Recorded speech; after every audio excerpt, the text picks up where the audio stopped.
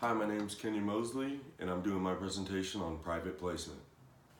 Private placement offers, as you can see, are the intent to raise capital by a company. Usually companies are new or they're growing.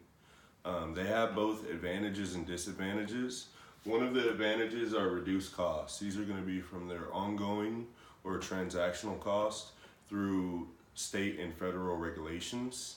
One of the disadvantages is it's going to have higher interest rates, and I compare that to the public placement offers.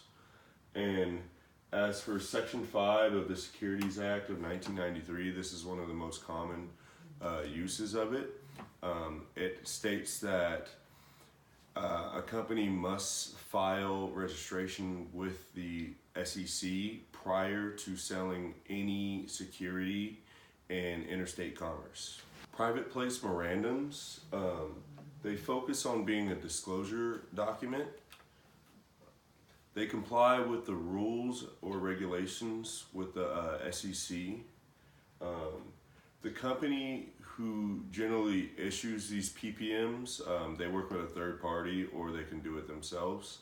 They usually select a handful of the interested parties to show the PPMs.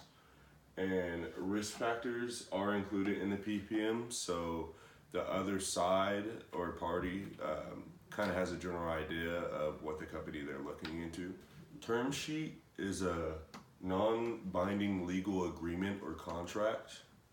In these contracts, you would typically find the major components of the contract. It's not going to include every detail. And also in these, you will see an acceptance period. This is the period at which both parties expect a response, and that period is going to be negotiated between the two parties. Due diligence, this is like an audit of a potential investment, so just to make sure all the facts are straight. This does follow the Securities Act of 1993, which states that securities dealers and brokers are fully responsible for disclosing all the information regarding the securities that they are selling. And due diligence follows a 10-step process. These are what potential investors look at to break down to make sure all the facts are straight before they want to proceed with a potential investment. The first one is to analyze capitalization of the company.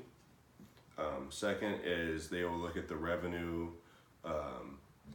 profit, and the margin trends. Third, they're going to look at the competition and the industry the company is in. Fourth will be the valuation multiples.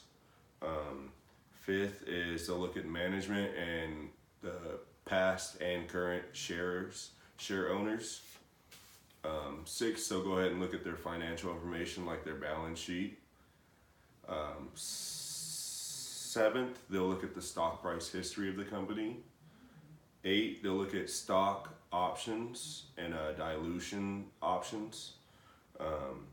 9, they'll look at the expectations of the company to see where it may go in the future. And 10 will be long and short-term risk of the company.